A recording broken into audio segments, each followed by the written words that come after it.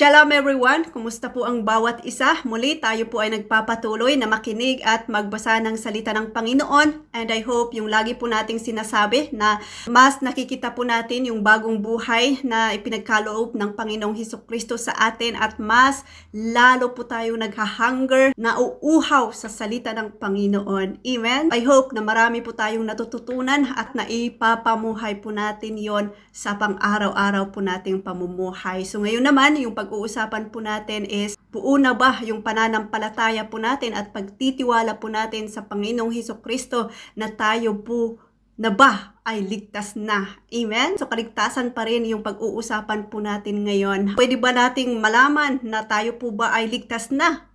Kahit tayo po ay nabubuhay pa. So kahit anong mangyari sa atin ngayon, sa oras na ito, kahit mamatay man po tayo, malalaman ba natin na tayo po ay ligtas na or hindi? Tingnan po natin at basahan po natin kung ano yung sinasabi sa 1 John chapter 5 verse 13. So basahin ko po dito sa Tagalog. Sabi niya dito, isinusulat ko ito sa inyo upang malaman ninyo na kayong sumasampalataya sa anak ng Diyos ay may buhay na walang hanggan. Amen? So, sinulat ni John ito sa ating mga mananampalataya na kung tayo daw po ay sumasampalataya sa Panginoong Hesukristo ay mayroon na po tayong buhay na walang hanggan kahit tayo po ay nabubuhay pa. Kahit tayo po ay humihinga, kung tayo po ay nananampalataya sa Panginoong Hesukristo, may buhay na walang hanggan po tayo. Amen? May assurance na yung kaligtasan po sa atin ay nasa atin na kahit hindi pa po tayo namamatay. So, huwag po tayong matakot na mamatay. Amen? So kung babalikan po natin yung 1 John 5 verse 11 to 12, sabi niya dito, at ito ang patutuo, ipinagkaloob sa atin ng Diyos ang buhay na walang hanggan at ito'y makakamtan natin sa pamamagitan ng Kaniyang anak. Amen? So pinagkaloob ng Panginoon ang buhay na walang hanggan sa pamamagitan ng Kaniyang anak at yun po ang Panginoong Hesukristo. Ang sino mang pinapanahanan ng anak ng Diyos ay mayroong buhay na walang hanggan, ngunit ang hindi pinapananahan ng anak ng Diyos ay hindi makakaranas ng buhay na walang hanggan. Amen? So kung hindi ka pinapananahan ng Panginoong Hesukristo ay wala ka pong buhay na walang hanggan. Amen? So paulit-ulit po natin na ang Panginoong Hesukristo ang siyang magbibigay ng buhay na walang hanggan. Kaya kailangan po nating tanggapin na siya po yung tagapagligtas po natin. Siya po yung Diyos na nagligtas po sa atin. At sa pamamagitan po niya ay may assurance po tayo na ligtas na po tayo. Amen? Dahil sinasabi niya dito sa salita ng Panginoon, dito sa Bible na ating binabasa na sa pamamagitan ng Panginoong Hesukristo, kung tayo po ay naniniwala at nananampalataya po sa Kanya, that He become flesh, naging tao po siya at nagministry. Nako siya sa cross, namatay at inilibing. Tapos after 3 days ay nabuhay po siya. At yun po yung sinasabi ng Panginoon na kung tayo po ay nananampalataya sa Kanya ay may assurance po tayo na kaligtasan. So pwede pala po nating malaman na kahit tayo po ay nabubuhay ay pwede nating malaman na tayo po ay ligtas na sa pamamagitan ng ating pananampalataya at pagtitiwala sa Panginoong Hesukristo. Amen? Kaya sa oras na ito, kung tayo po ay nananampalataya at naniwala sa Panginoong Hesukristo, ay huwag po tayong matakot mamatay. Amen? Kundi excited po tayong mamatay dahil alam po natin na tayo po ay ligtas na. So kung alam po natin na tayo po ay ligtas na, patuloy po natin ituon yung pananampalataya at pagtitiwala po natin sa Panginoong Hesukristo dahil siya yung perfector. He is the pioneer of our faith. Siya yung umaayos ng ating pananampalataya at pagtitiwala po sa Kanya. Amen? Siya yung namatay. Siya yung nagbigay ng Kanyang buhay para tayo ay makawala doon sa kahirapan na dinadanas po natin. Tayo po ay makalaya sa ating mga kasalanan na dapat sana tayo po yung dumaranas ng kahirapan. Pero dahil sa pag-ibig ng Panginoong Hesukristo, siya po yung dumanas lahat. At yun po yung ipinagkaloob ng Panginoong sa atin para tayo po ay maligtas. Inako po niya lahat yung paghihirap hanggang sa kamatayan po niya at hanggang sa pagkabuhay po muli niya at yun po yung pag-ibig at yung kaligtasan na ipinagkaloob po niya sa atin. Kaya nararapat na tayo po ay manampalataya at maglingkod po sa Kanya. So yun po yung assurance po natin that if we have faith in Him, sa Kanyang ginawa, ay tayo po ay maliligtas. Amen? So isa pang tanong, nawawala po ba ang kaligtasan sa mga nananampalataya sa Panginoong Hesukristo? Sa mga tunay na tumanggap sa Panginoong Hesukristo na siya po ay namatay at inilibing at nabuhay muli. Amen? So yung sagot ko po dito ay hindi po nawawala po yung kaligtasan sa mga totoong tumanggap sa Panginoong Hesukristo, dahil kung totoo po tayong tumanggap sa Panginoong Hesukristo na siya po ay namatay, inilibing at nabuhay muli, magkasalaman po tayo, madampaman po tayo, ay babalik at babalik pa rin po tayo sa Panginoong Hesukristo, dahil if we believe that Jesus is our Lord and Savior, may silyo na po yan sa atin. May Holy Spirit na po tayo sa ating buhay at yun po yung garante na kung tayo po ay magkasalaman, tayo man po ay madapa, ay ibabalik at ibabalik pa rin po tayo ng banal na Espiritu na tumingin sa Panginoong Hesukristo. Amen? So hindi po nawawala ang kaligtasan sa mga taong tunay na nanampalataya at nagtiwala sa Panginoong Hesukristo na He is the Lord and Savior sa kaniyang buhay. Amen? So sabi doon sa John 10 verse 28 to 29, sabi niya dito, binigyan ko sila ng buhay na walang hanggan, kailanman hindi sila mapapahamak. Amen? At hindi sila maaagaw sa akin ninuman.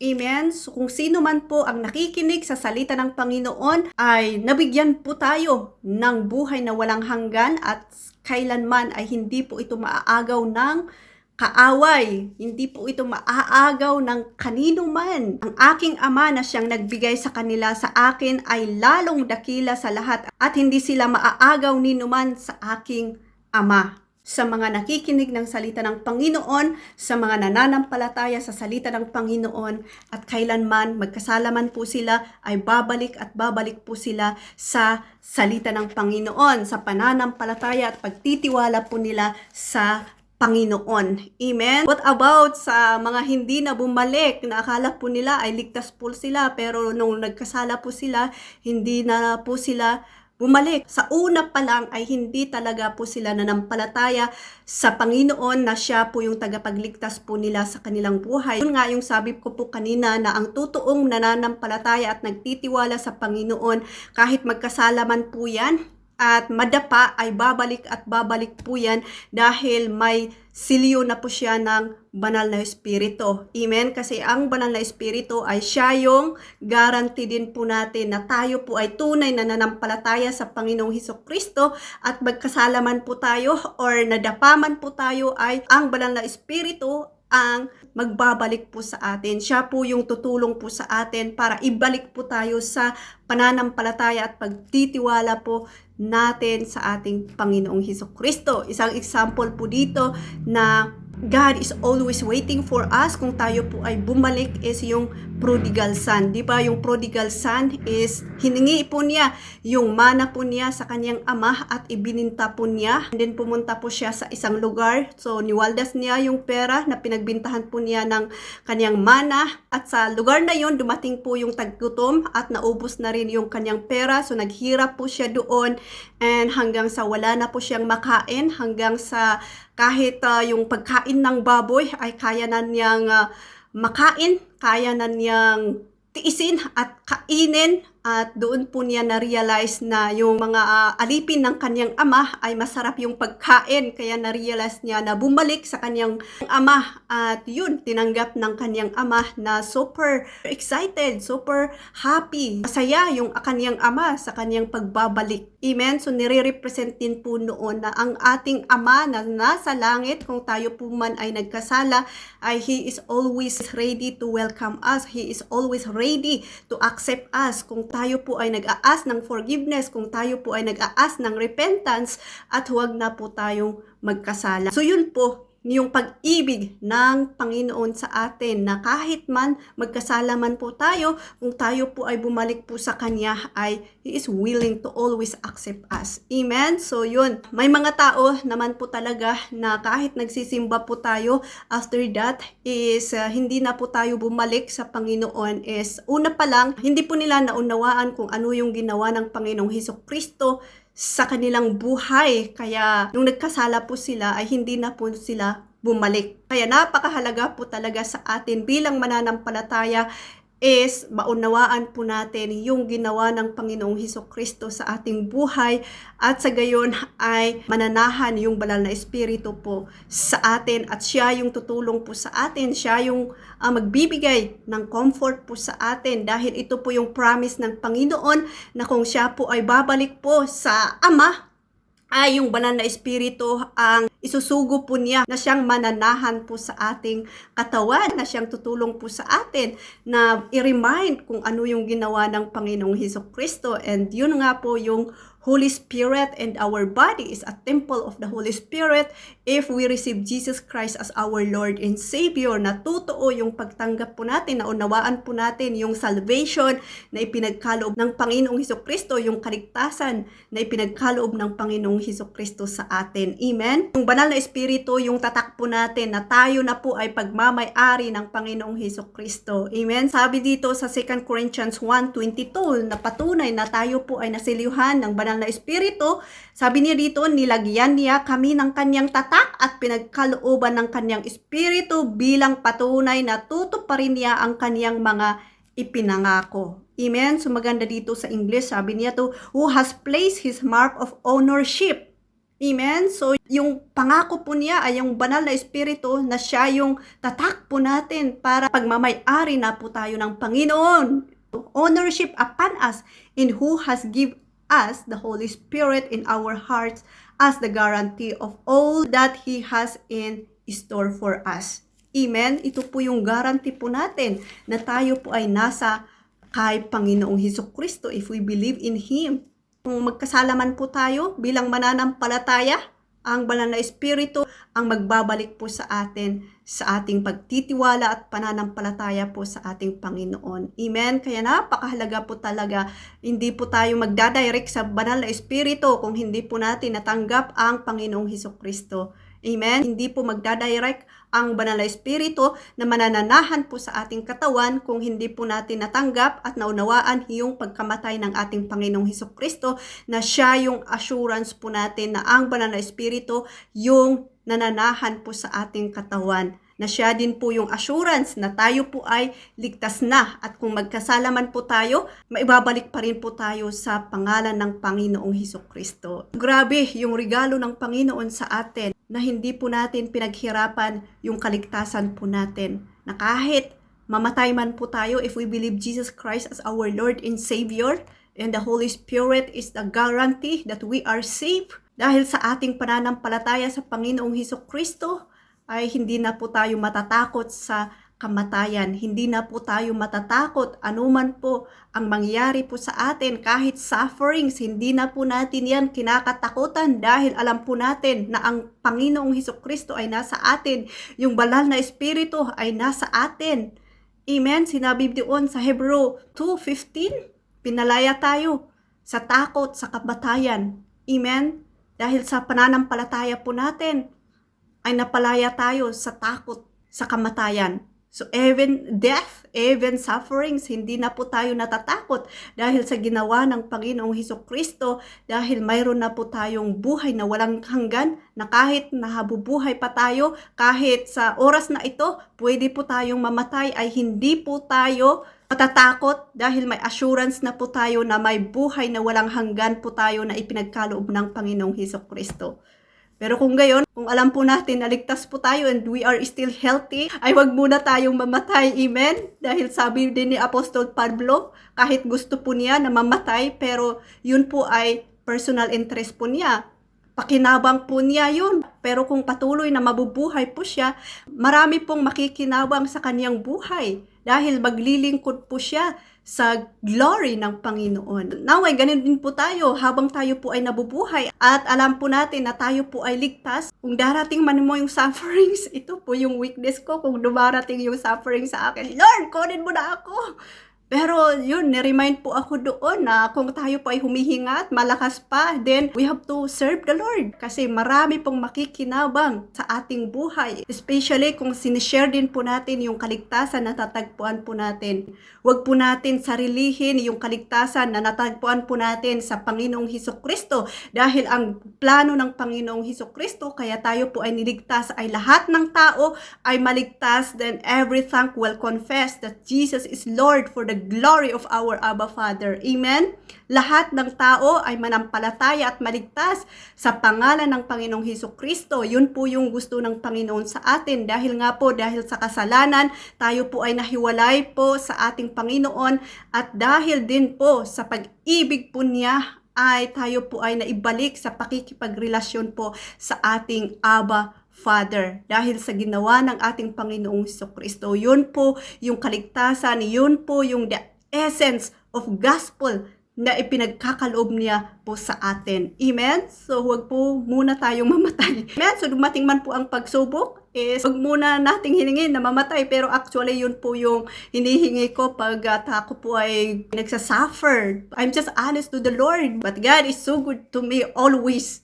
Amen? Ayan, so huwag po nating akuin na tayo lamang po ang maligtas, kundi i-share din po natin yung gospel para lahat po tayo ay manampalataya at magpuri sa Panginoong Hesukristo.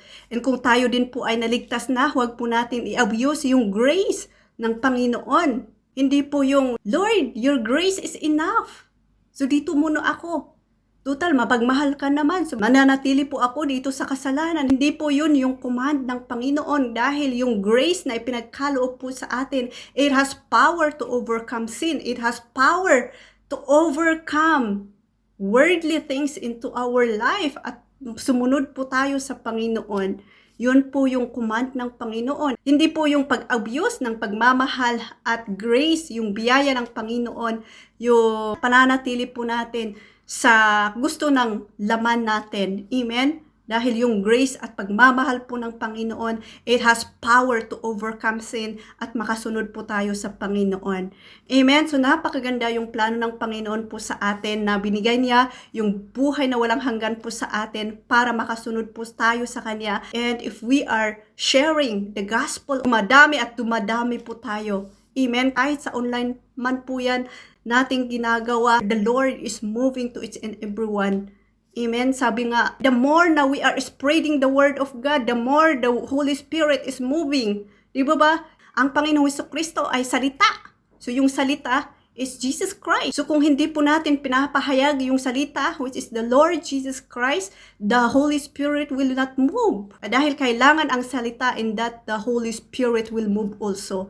Amen. So, ayan. So, yung kaligtasan po natin at yung pag-ibig ng Panginoong Hesukristo, yung biyaya na natanggap po natin sa Panginoong Hesukristo, it is our gratitude to serve Him in spirit and truth. Wala na po tayong gawin kundi paglingkuran po siya kahit nasaan po tayo, kahit sa trabaho po natin, kahit sa school po natin, kung estudyante ka man or anuman po yung position mo, o abogado ka man, politician ka man, do everything for the glory of the Lord. Yun po yung command po sa atin bilang mananampalataya sa Panginoon. Amen? It's not abusing the grace and love from the Lord. It's not abusing. Hindi po natin i-abuse, no? Mahal na mahal mo po ako, papatawarin mo po ako, pwede bang gawin ko muna ito, tapos babalik ako. It's not. Tapos sabi mo, let your will be done.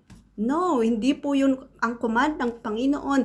Come and follow me. Yan po yung laging command ng Panginoon. Amen? So everything we do it for the glory of the Lord. Kahit saan po tayo, sa business man po natin, sa online man po natin, anuman po yung trabaho po natin, is do it for the glory of the Lord. At sama-sama po tayong magpuri sa Panginoon kahit saan po tayo naroroon. Nag-united po tayo in one spirit. Amen? So blessing po sa atin yung kaligtasan na ipinagkaloob po sa atin. So ayan, kung tayo po ay nananampalataya at nagtitiwala po tayo sa Panginoong Hesukristo na siya po ay namatay at inilibing at nabuhay muli in 3 days. At kung nananampalataya po tayo na siya po yung Panginoong sa ating buhay at siya po yung tagapagligtas po natin sa ating buhay, we have the Holy Spirit na siyang guarantee po natin na magpatuloy na sumamba at magpuri sa Panginoon. Amen? So glory to God. So maraming salamat po. Yun lamang po, and I hope marami pa po tayong malalaman about sa ating Panginoong Hesukristo na siyang nagbigay ng buhay na walang hanggan sa atin at hindi na po tayo matatakot